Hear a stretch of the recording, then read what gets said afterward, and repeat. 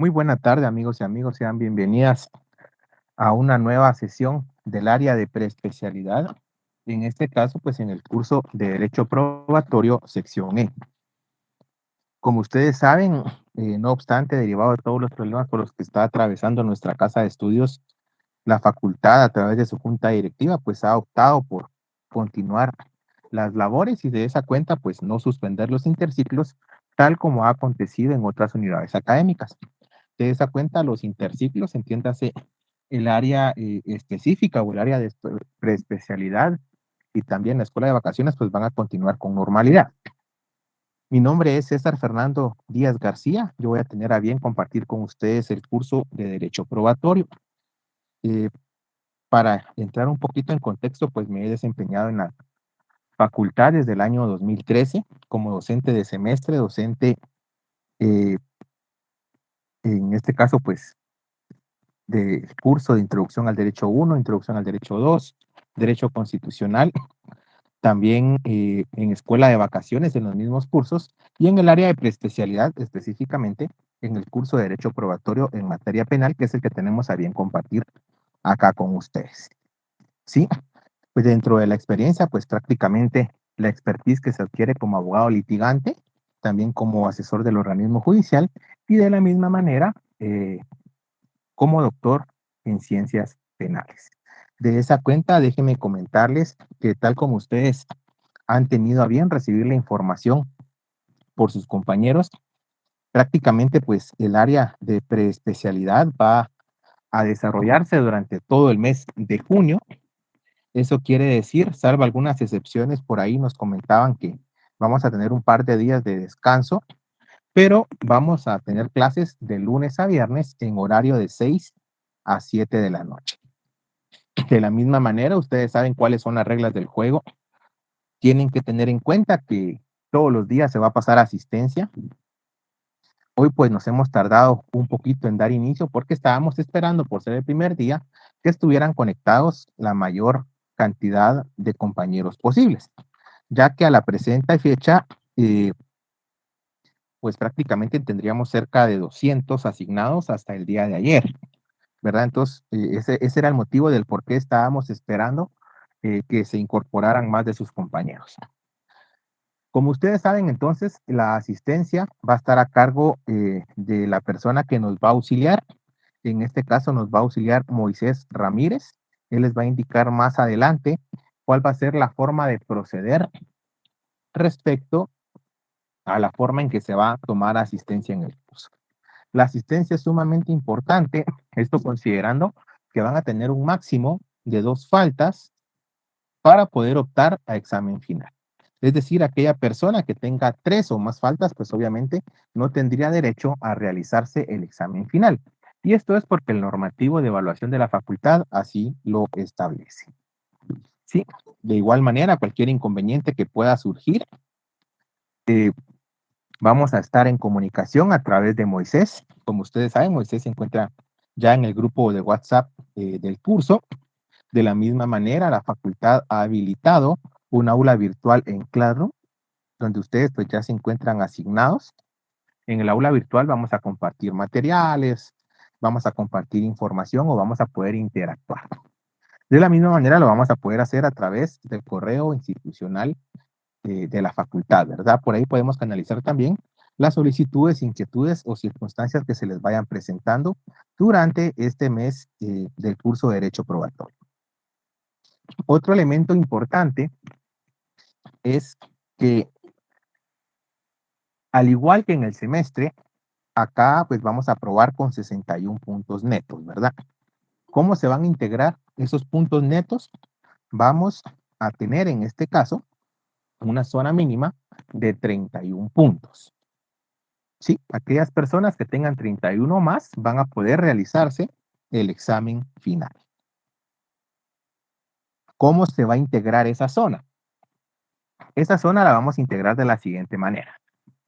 La asistencia va a tener un valor de 10 puntos. ¿Sí? La asistencia va a tener un valor de 10 puntos. Posteriormente, vamos a tener un examen parcial con valor de 30 puntos. ¿Sí? Vamos a tener zona acumulada de 30 puntos. Y eso nos va a dar un total de 70 puntos de zona. El examen final va a tener un valor de 30 puntos. ¿Sí? ¿Cómo vamos a integrar esa zona de 30 puntos? Esa zona la vamos a integrar con algunos trabajos, la vamos a integrar posiblemente con algunos laboratorios o bien algunos exámenes cortos que programemos en el transcurso de derecho probatorio. Sí, obviamente, pues ustedes van a saber con la suficiente antelación del caso cuándo se van a realizar estos exámenes para que puedan prepararse y de esa cuenta, pues, que puedan salir lo mejor posible en los mismos. Aunado a ello, tenemos que tener en cuenta un elemento fundamental. Recuerden que acá, pues, tal como lo establece el normativo, aquellas personas que por X o Y motivo no puedan, en este caso, realizarse el examen, tendrían que justificar ya sea eh, con una constancia médica o una constancia laboral, que son los únicos dos casos que el normativo permite, el motivo de la inasistencia. Y posteriormente, pues ya se podría estar programando el examen extemporáneo. Eso como primer punto, ¿verdad? Recuerden que el examen final sí no hay extemporáneo, ¿verdad? Sería para el parcial o bien para los exámenes cortos que realicemos. También recuerden que hay un plazo establecido en el normativo para solicitar estos exámenes. Por favor, seamos acuciosos con el plazo, que no se nos va a ir el plazo, porque vencido ese lapso, prácticamente es un derecho que perdemos, ¿verdad? Entonces, con eso tenemos que tener bastante cuidado. En el caso de las excusas médicas o las constancias laborales, pues estas deben llenar todos los requisitos de mérito, ¿verdad? Es decir, la constancia debe venir membretada, con sello de la empresa, con el correo y teléfono del jefe inmediato y suscrita por él. Y en el caso de la excusa médica, pues tiene que ser un certificado médico como tal, ¿verdad? También pueden someter a consideración de su servidor y de Moisés, digamos, aquellos casos extraordinarios, ¿verdad? Hay algunas emergencias por ahí que obviamente pues no se encuadran dentro de lo médico o lo laboral, pero que también pueden ser susceptibles de que los podamos apoyar, ya que prácticamente esa es la idea, ¿verdad? Que ustedes se puedan realizar todos sus exámenes, que puedan acumular el mayor número de puntos posible y que puedan salir lo mejor posible, ¿verdad? Que todos puedan aprobar en este caso el curso. ¿Hasta acá hay alguna duda o alguna pregunta? Licenciado, muy buenas tardes. Solo, perdón, antes que Teodoro comparta con nosotros, cuando participemos, por favor, levantemos la mano. Yo les voy a dar la palabra y posteriormente ya podemos participar. Adelante, Teodoro. Sí, licenciado, muy buenas tardes. La asistencia el día de hoy, ¿cómo se va a tomar? Ya como lo comenté, Teodoro, más adelante les va a indicar Moisés. Va a ser que no hay ningún problema. Si hoy no, Yo le voy, por eso le estoy diciendo, más adelante Moisés le va a decir en qué momento se va a tomar la asistencia. va. Usted tendría Muchísimas que estar gracias. pendiente durante el lapso de la clase en qué momento él indica que se va a tomar la misma. Va. Gracias, licenciado. Perdón que no me levanté la mano. Para servirle, no tenga pena. Stanley, adelante. Licenciado, buenas tardes, al igual para ustedes, compañeros. Tal vez no alcancé a Gracias. escuchar porque entré unos minutos después, pero la clase se está grabando. ¿Usted tiene pensado subirla a Facebook o algún otro medio, licenciado? No, la clase se graba para efectos de Contraloría, ya que no podemos saturar Classroom, porque recuerden que prácticamente pues dependemos de de la universidad, ¿verdad? Y con la U cerrada pues es un poquito más complicado. Lo que sí les voy a compartir, voy a tratar de irles compartiendo las diapositivas para que ustedes tengan un complemento a sus apuntes y a sus notas Gracias, licenciado. para servir. ¿Alguien más que tenga alguna duda, alguna inquietud?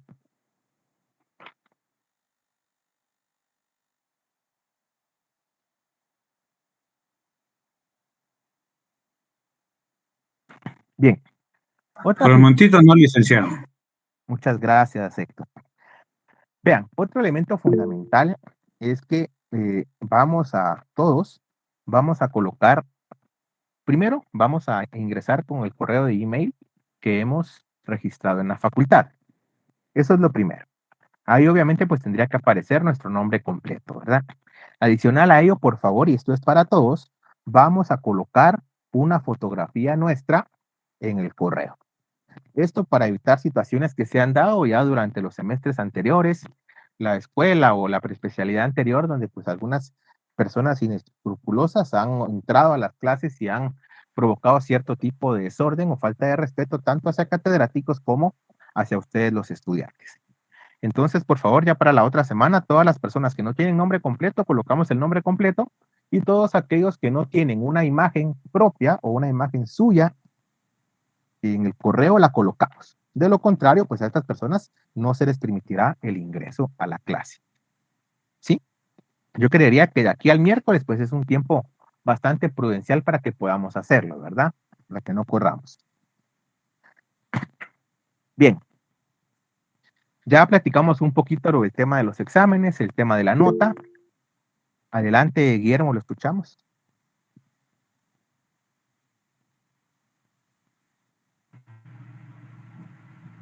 Licenciado, buenas noches. Buenas noches, compañeros. Buenas noches. Licenciado, solo con una consulta. ¿El link de Meet de la clase del día de hoy será solamente para la clase de hoy o será el mismo link para el resto de las clases? Licenciado, disculpe. Claro, Guillermo, gracias por la interesante pregunta. Vea, el link ya está programado para que sea el mismo durante todas las sesiones del curso. Sí, así nos evitamos eso de estar con esa incertidumbre de cuál va a ser el enlace o que se envíe tarde. Entonces, exacto, el enlace va a ser el mismo que ustedes ya tienen en claro. Gracias, doctor. Para servirle. Muy bien. Como ustedes se pueden dar cuenta, pues el curso de Derecho Probatorio está orientada al área penal. Este curso prácticamente forma parte de la especialidad del área penal. De esa cuenta, nosotros tenemos que tener cierta legislación a las manos que nos va a ayudar para entender y desarrollar de una mejor manera la clase. ¿Qué legislación debo tener a la mano? Primero que todo, la Constitución Política de la República de Guatemala. Segundo, tendríamos que tener a la mano nuestra ley del organismo judicial, que como ustedes saben es una norma de integración general. Tercero, tendríamos que tener nuestro Código Penal. Cuarto, nuestro Código Procesal Penal.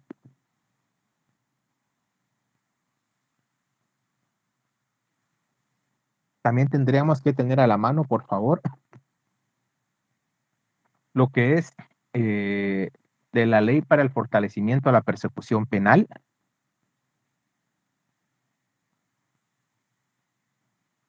Y la Ley contra la Delincuencia Organizada. Sí, esto para que la clase se vaya desarrollando de mejor manera. La siguiente semana, con el afán de apoyarlos, yo les voy a publicar en Classroom versiones actualizadas de las leyes que les he mencionado. Sí, estas van a ser obviamente versiones digitales, ¿verdad? Lo ideal sería que ustedes pues tuvieran a la mano todas las leyes en forma física, ya que eso pues les permite estudiar, ir haciendo anotaciones, integración legal, que obviamente pues son aspectos que calificamos cuando examinamos derecho penal o derecho procesal penal en la fase pública. Sí. Le repito, Constitución Política de la República de Guatemala,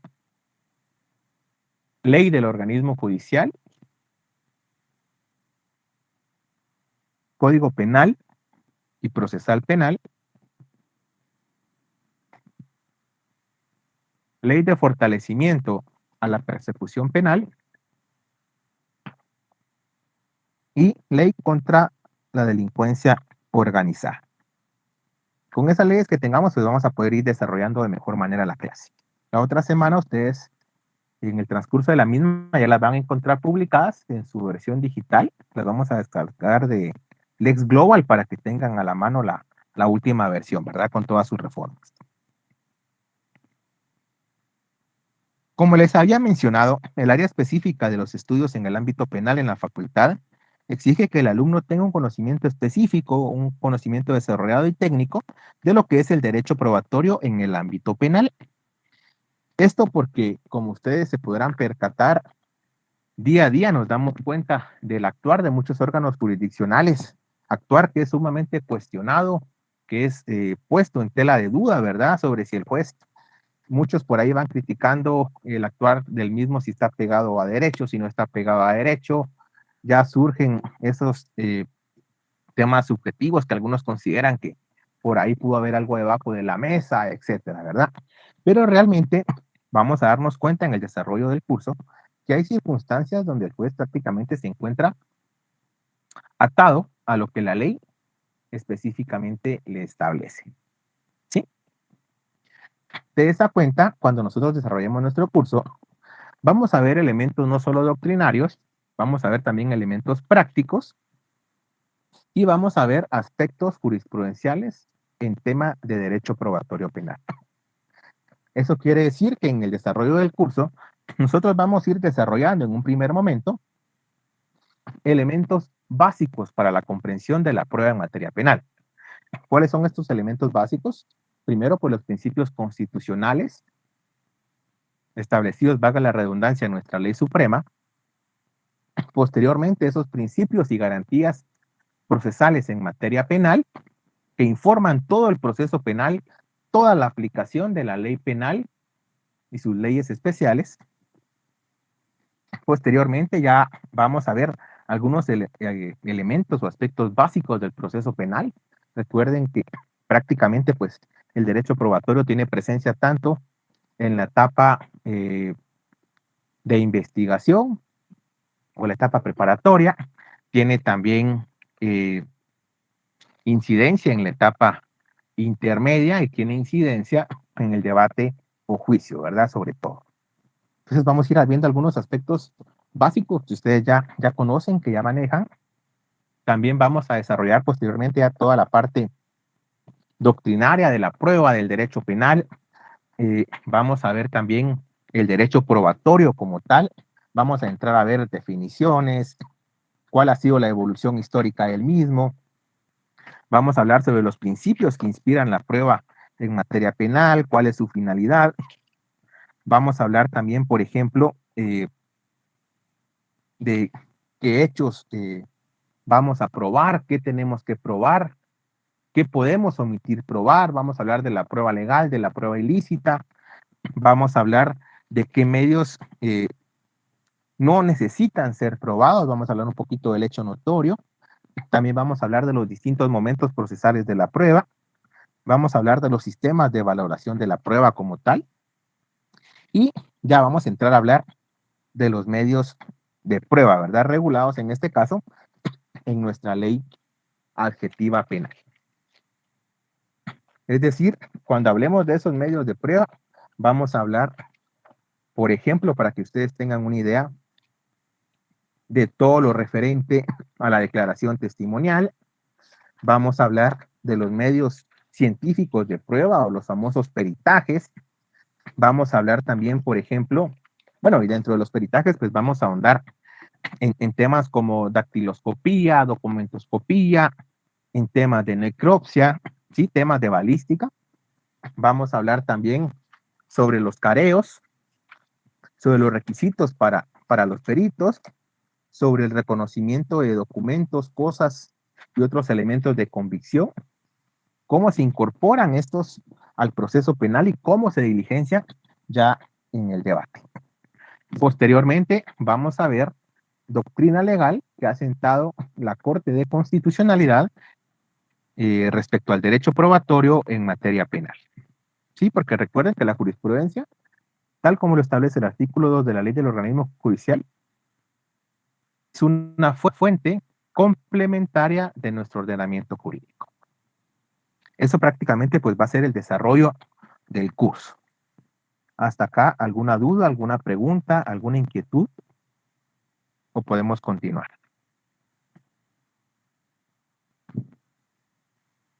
Todo claro, licenciado. Muchas gracias, Héctor. Luisa Fernanda, adelante. Hola, licenciado, mucho gusto. Perdone, solo una consulta. No sé si estaba cambiando las diapositivas, pero es que sigo viendo, digamos, la de donde aparece su nombre y... Sí. No hemos cambiado todavía porque no estábamos desarrollando algún tema en específico, sino solo eran generalidades. Ah, perfecto. Te agradezco. Muy bien, para servir. Vean, El primer tema que vamos a desarrollar y vamos a platicar es el tema de los principios constitucionales. Esto porque, como ustedes saben, pues los principios constitucionales o las normas constitucionales son aquellas normas que van a regir todo nuestro sistema jurídico. Eso quiere decir que la Constitución, como norma suprema y norma fundamental del Estado, va a dar el parámetro o el punto de partida para la creación de las normas jurídicas en Guatemala. De esa cuenta, toda la normativa penal tiene que encontrarse en armonía, coherencia y dentro de los límites establecidos por nuestra Constitución. Cuando originalmente nosotros hablamos de principio como un término genérico, nos estamos refiriendo a un axioma que plasma una determinada valoración de justicia. Esto, pues, según la sociedad de que se trate, ¿verdad? Tenemos que tener presente que principio y garantía son dos términos completamente diferentes. Generalmente nosotros, pues, solemos confundirlos, pero estamos hablando de dos elementos por separado. De esa cuenta quisiera preguntarle Alfredo Sánchez.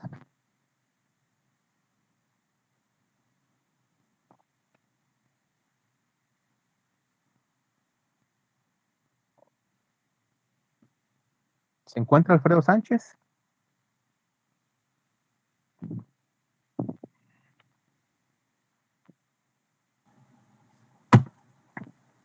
Sí, Alfredo, ¿cuál sería la diferencia entonces entre un principio y una garantía?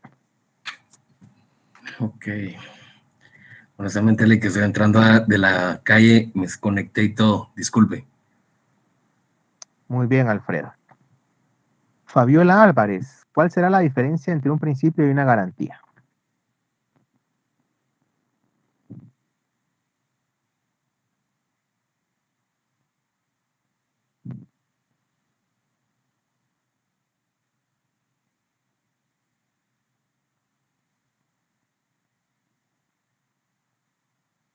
¿Se encuentra Fabiola Álvarez?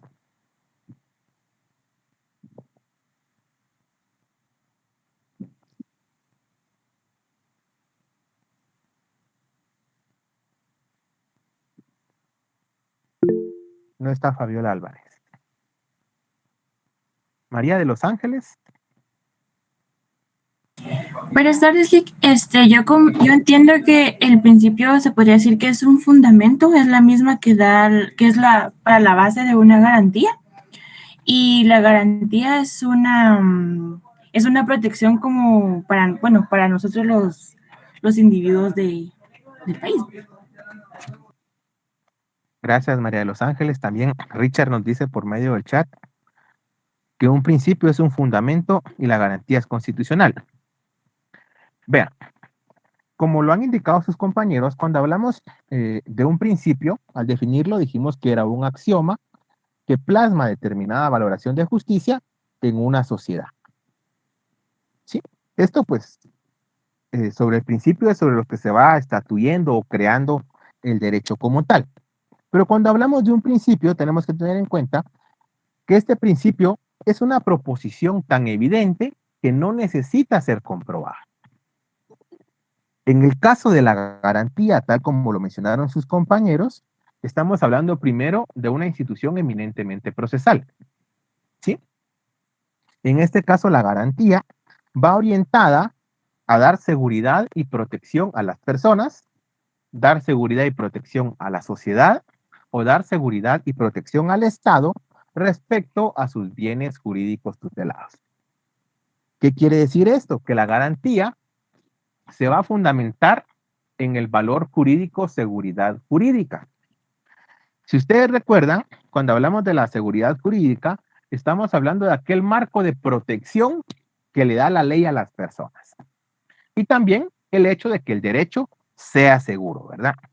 De esa cuenta, cuando nosotros hablamos de las garantías en términos generales, estamos hablando precisamente de ese marco de protección que la ley le otorga a los particulares, al Estado y a la sociedad para la protección de sus bienes jurídicos tutelados. Mientras que cuando hablamos de un principio, estamos hablando de un aspecto más elemental. Estamos hablando de una verdad universal que no tiene que ser comprobada, sino que existe y es válida por sí misma.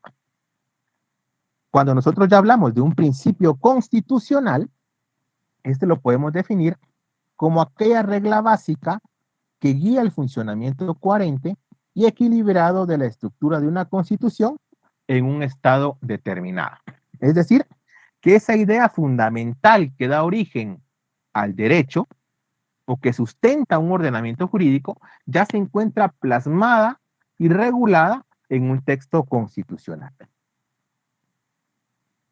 Tal como ustedes lo tienen en pantalla, la función principal o la función elemental de un principio constitucional es garantizar la vigencia, estabilidad, plenitud, eficacia y respeto de los preceptos regulados en la Constitución. Ahora bien, solo vamos a cambiar de diapositiva para que todos la vean. Existen ciertos principios constitucionales que nuestra ley suprema regula en el transitar de su contenido. En primer momento, tenemos el principio de imperatividad o de obligatoriedad erga omnes. ¿Qué establece este principio de imperatividad o de obligatoriedad erga omnes? Vean. Como ustedes saben, la norma constitucional se va a aplicar a la generalidad. Se va a aplicar a todas las personas que se encuentran dentro del territorio nacional. Esto pues prácticamente lo encontramos recogido en el artículo 5 de la ley del organismo judicial, ¿verdad? Donde dice que la ley se aplica y surte efectos para todas las personas que se encuentren en todo el territorio nacional. De esa cuenta, el principio de imperatividad o de obligatoriedad erga omnes de la Constitución establece precisamente que la norma constitucional aplica para todas las personas nacionales, extranjeras o transeúntes que se encuentren en el territorio guatemalteco. Ya tendremos que ir a lo que establece la Constitución respecto a cuál es el territorio guatemalteco, ¿verdad? Recordemos que el territorio guatemalteco pues va a estar integrado por suelo, subsuelo, espacio aéreo, etcétera, ¿verdad? Esto según lo establezca el 142 de la Constitución y el 5 de la ley del organismo judicial. Entonces, el principio de imperatividad supone que la norma constitucional existe previamente, que la norma constitucional existe antes de cualquier otra norma, puesto que la norma constitucional es el punto de partida de todo sistema jurídico. Y al ser el punto de partida de todo sistema jurídico y ser el precepto del cual se van a inspirar todas las demás leyes en un determinado estado, prácticamente pues establece que la norma constitucional se va a aplicar en forma preferente sobre las otras leyes. Encontramos también lo que es el principio de legitimidad de la Constitución. El principio de legitimidad de la Constitución, como todos sabemos, pues sustenta que esta es creada por un órgano especial, en este caso por una Asamblea Nacional Constituyente. Al ser creada por una Asamblea Nacional Constituyente, esta pues se intuye es producto del consenso de la población. Para que la Constitución sea considerada válida y legítima, deben reunirse ciertos elementos. En un primer momento, el hecho de que esa Asamblea Nacional Constituyente esté integrada por todos los sectores de la población. Sí, sectores ideológicos, sectores políticos, sectores religiosos, sectores culturales, sectores económicos. Es decir, que esté representada tanto mayorías como minorías. De la misma manera, decimos que una constitución es legítima cuando al momento de discutirla, al momento de aprobarla, o que exista ese debate respecto a las normas que se van a crear, esto se haga sin ninguna injerencia. Es decir, sin ninguna influencia externa. Adicional a ello, se requiere que tanto la elección para diputados a la Asamblea Nacional Constituyente, donde van a estar representados todos los sectores de la población, como la discusión y votación, pues se haga de manera transparente, ¿verdad? Sea a través de una votación universal, de una votación donde todos los sectores hayan discutido previamente y hayan llegado al consenso de las normas que están por aprobarse. El principio de supremacía constitucional, que ustedes ya conocen, prácticamente pues este principio lo encontramos regulado en el artículo 44, último párrafo, en el artículo 175 y artículo 204 de nuestra Constitución Política de la República de Guatemala.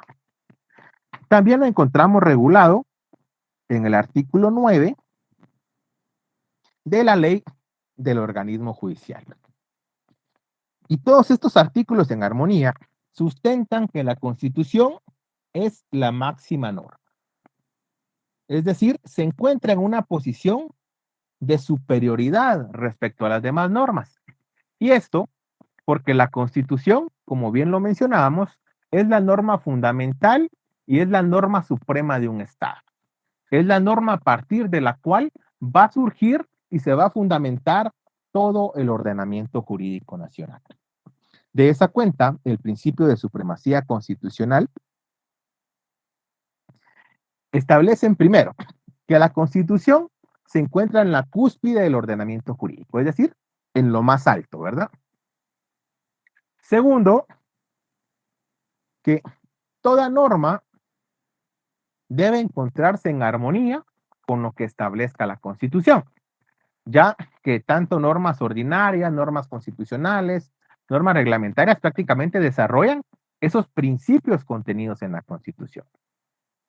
Y por último, el principio de supremacía constitucional o superlegalidad regula que toda norma que contravenga, tergiverse, disminuya o restrinja los preceptos establecidos en la Constitución son nulos de pleno derecho. ¿Sí? Eso es lo que establece el principio de supremacía constitucional. Hasta acá, ¿vamos bien? ¿Hay alguna duda? ¿Hay alguna pregunta?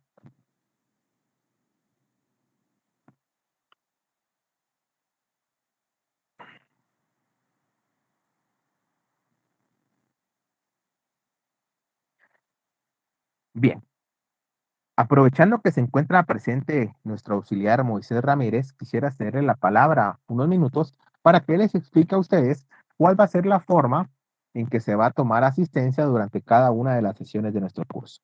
Adelante, Moisés. Buenas noches, licenciado. Buenas noches, compañeros. Para los que no me conocen, mi nombre es Moisés Ramírez. Actualmente soy el auxiliar de la cátedra de Derecho Probatorio Penal con el licenciado César Díaz.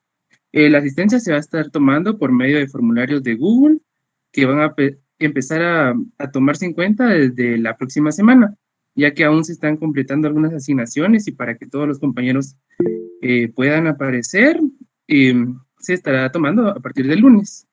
Cualquier duda o inconveniente yo les estaré ahí atendiendo por medio de WhatsApp. Entonces yo no le quito más tiempo al licenciado para que pueda continuar con su cátedra tan magistral que está llevando hasta el momento. Muchísimas gracias. Gracias, Moisés. Gracias, Moisés, muy amable. No sé si alguien tiene alguna consulta o alguna duda para temas de asistencia. Ya vieron que por todavía encontrarse solventando algunos problemas, algunos compañeros en cuanto a su asignación, que no aparece el pago, que se llenó mal el formulario, etcétera, ¿verdad? Todavía están en proceso de asignación, pero a partir del miércoles ya, digamos, podríamos tomar en cuenta la asistencia de forma oficial. Bien, preguntaban sobre el fundamento del principio de legitimidad. Ese principio de legitimidad, pues prácticamente es la doctrina y los estudiosos lo que lo sustentan, ¿verdad? Como decíamos, que la elección de los diputados sea libre, sea a través del voto universal y secreto. Posteriormente, que estén representados todos los sectores de la población. Y por último, que la discusión y aprobación de la misma sea sin injerencia o influencia externa. Encontramos también el principio de fundamentalidad. ¿En qué consiste el principio de fundamentalidad? Como ustedes saben, las bases jurídicas y políticas del Estado y del poder público se encuentran consagrados en nuestra Constitución. Por eso es que cuando ustedes ven el nombre de la misma, esta se denomina Constitución Política de la República de Guatemala. Es decir, va a contener todo ese andamiaje jurídico y político para organizar al Estado de Guatemala. De esa cuenta, la Constitución va a establecer las reglas necesarias para regular la relación que exista entre la población y el Estado. Es decir, va a establecer todo lo referente a la organización, funcionamiento y control del Estado y el poder público. ¿Sí? Eso según lo que establece el principio de fundamentalidad. O sea, esto como lo que trae a colación es el hecho de que como la Constitución es la norma suprema y fundamental del Estado, la Constitución es la que como punto de partida nos va a decir cómo se va a integrar el Estado, cómo se va a organizar el Estado, cómo va a funcionar el Estado y cómo se va a regular esa relación de los particulares hacia el Estado. Y ustedes lo ven en nuestra Constitución. Sí, establece una parte de derechos humanos fundamentales de las personas. Posteriormente, la parte orgánica, donde se regula el andamiaje del Estado como tal. Y posterior a regular los tres poderes, se establecen el régimen de fiscalización, lo relativo al ejército, el régimen, por ejemplo, el régimen municipal, el régimen administrativo, etcétera, ¿verdad? Respecto al principio constitucional de finalidad, o también llamado ideológico o teleológico, tenemos que tener en cuenta que nuestra Constitución tiene una carga ideológica como tal. ¿Sí? Esa carga ideológica nosotros la vemos manifestada al inicio en el preámbulo de la misma. Ven que esa carga ideológica pues ya establece los valores que van a inspirar no solo a la Constitución, sino el ordenamiento jurídico nacional. De esa cuenta, como nuestra Constitución tiene una carga ideológica, precisamente, tanto en el preámbulo como en el contenido de la misma, establece cuáles son los fines que deben ser considerados al momento de crear, interpretar y aplicar normas constitucionales o normas derivadas, ¿verdad? Como podría ser el caso de las normas legislativas. Sí, ustedes ven, por ejemplo, que nuestra Constitución en materia penal ya establece ciertos fines, como es, por ejemplo, el principio non bis in idem, ¿verdad? O el de nula pena sin el eje, por ejemplo. Sí, el de no hay prisión por deuda. Sí, el principio de inocencia, el debido proceso, el derecho de defensa. Si se dan cuenta, ahí ya está materializada cierta carga ideológica. Y también hay carga ideológica, obviamente, en otras materias, ¿verdad? En materia civil se regula lo que es la protección a la familia, la propiedad privada, el principio de no expropiación, etcétera, etcétera, etcétera. Encontramos también el principio de unidad. A este principio la doctrina le llama principio de unidad, principio de unicidad o principio de integralidad. Cuando hablamos de este principio, tenemos que tomar en cuenta que la Constitución es un todo orgánico, es un cuerpo de normas que se encuentra unificado. Sí, es un cuerpo de normas que guardan armonía, correlación y coherencia entre sí. Por lo tanto, al momento de ser interpretada la norma constitucional o al momento de ser interpretada una norma penal en materia probatoria, tiene que interpretarse en ese sentido, como un todo orgánico, en armonía con la Constitución y no en forma aislada por sus partes. El principio de totalidad establece que la Constitución va a regular normas fundamentales para la vida social y estatal. De esa cuenta, esas normas fundamentales son las que van a dar origen y van a sustentar todas las leyes a nivel nacional. Leyes de todas las materias, ¿verdad? No solo penal, sino leyes también ya en el ámbito administrativo, en el ámbito tributario, en el ámbito ambiental, etc. De esa cuenta, el principio de totalidad establece precisamente que de la Constitución surge todo y que de la Constitución se debe fundamentar todo. Kenny, adelante.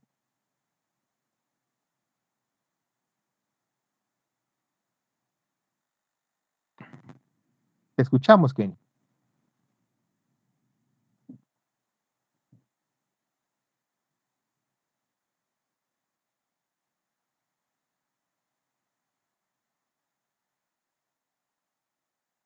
Kenny, adelante.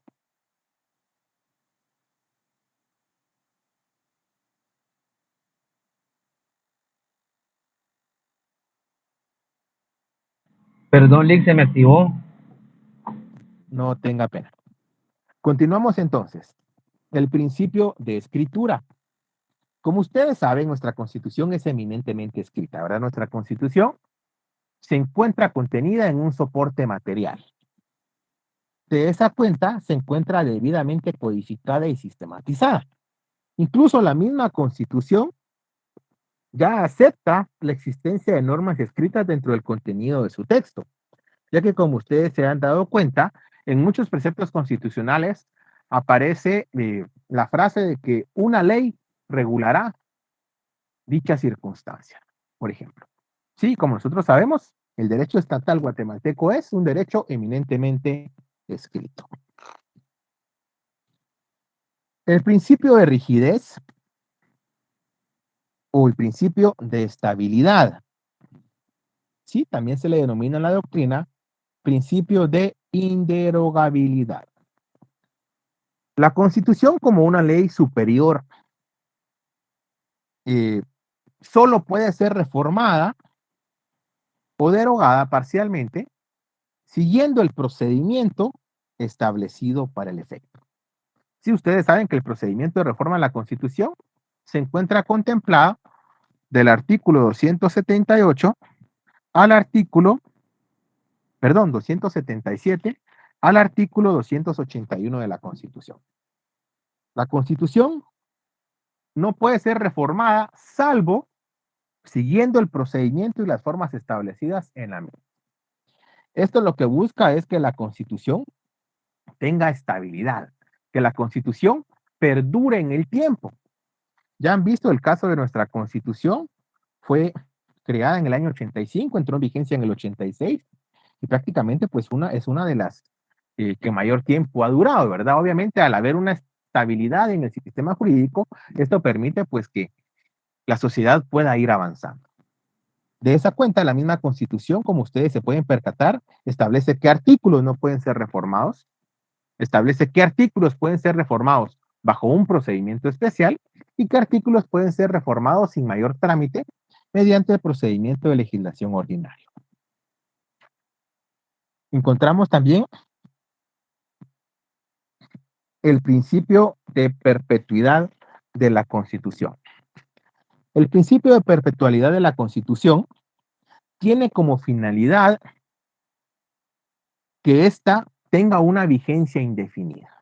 Es decir, como ustedes se han percatado a lo largo de la historia de Guatemala, las constituciones, hemos tenido más de 17 textos constitucionales y estos han quedado sin efecto producto del rompimiento del orden constitucional, ya sea por un golpe de Estado o por una revolución.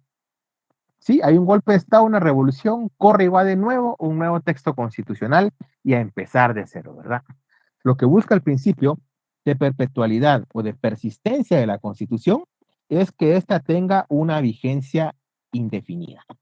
Es decir, que sea una herramienta o un instrumento útil para que los gobernantes puedan aplicarlo en tiempos normales y también en tiempos extraordinarios, como podría ser tiempos de crisis, como calamidades naturales,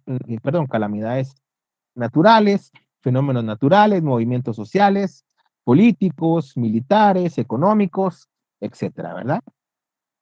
Lo que busca es precisamente que la Constitución no sea un cuerpo legal de paso, sino que sea un cuerpo normativo que perdure en el tiempo.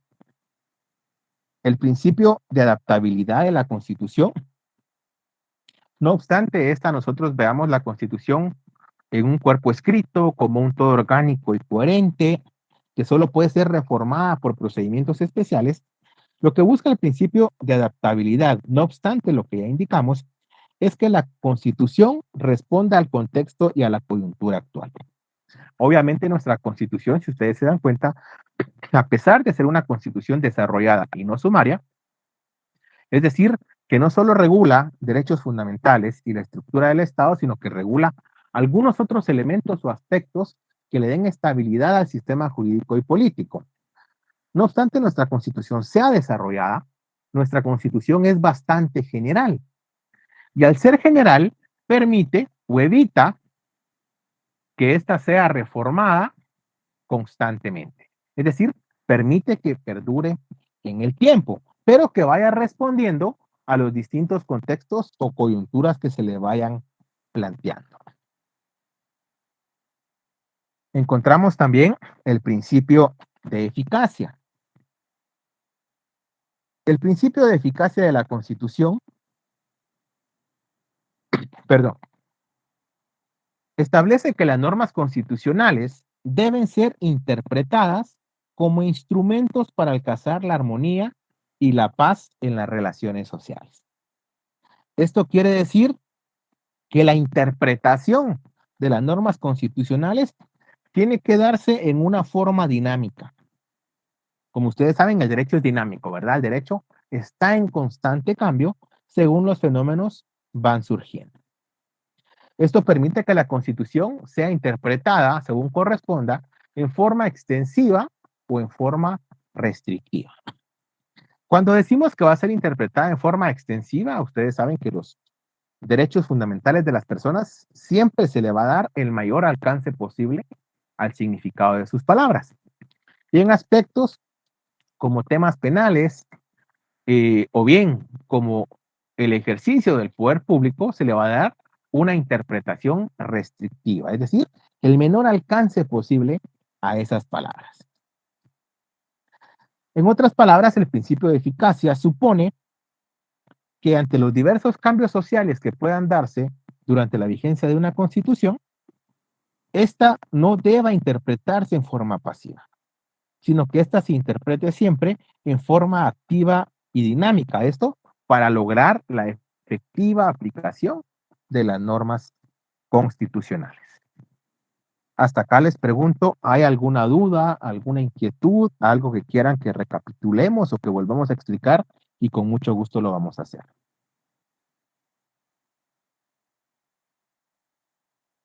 Licenciado, buenas noches. A mí también me quedó un poquito, no muy clara, a lo que es el derecho de adaptabilidad. Muy bien. Cuando hablamos del principio constitucional de adaptabilidad de la Constitución,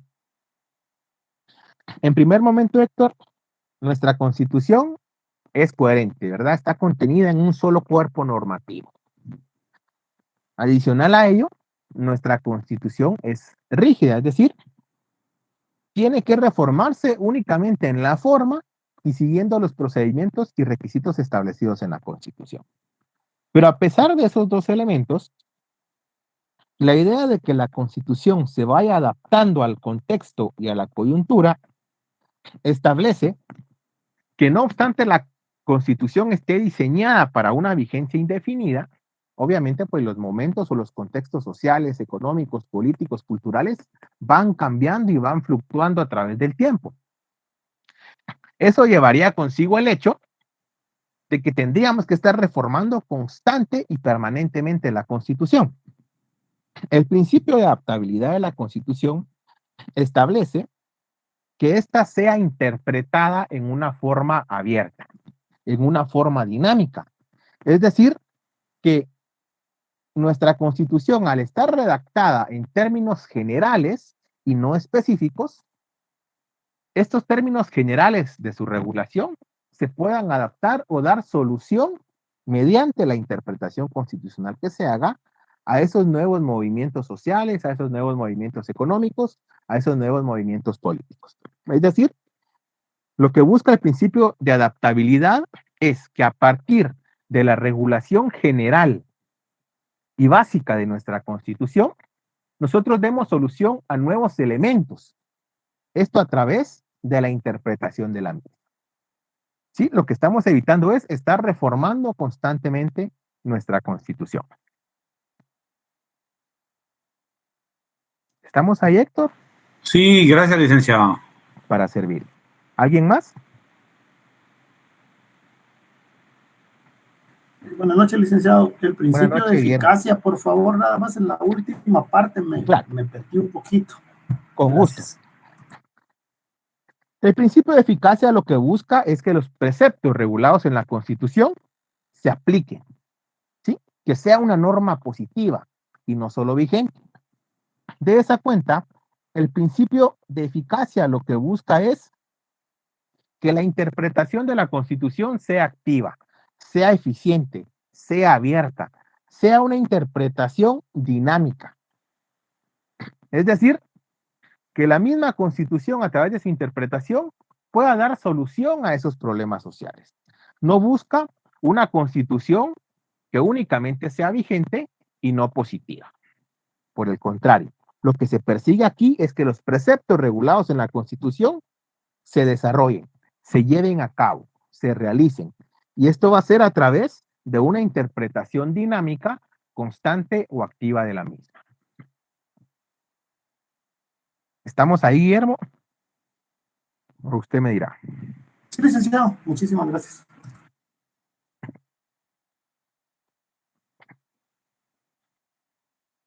El principio de distribución todavía no lo hemos visto, Karen. Ese lo vamos a ver el día lunes.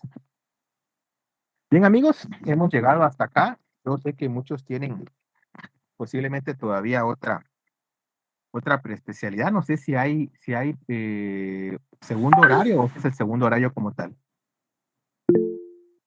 Sí, tenemos siguiente clase, licenciado. Muy bien, entonces, si gustan, llegamos hasta acá.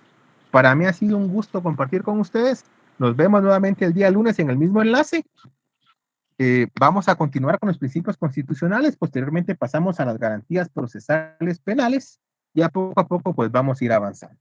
Que tengan una feliz tarde y éxitos en su siguiente clase.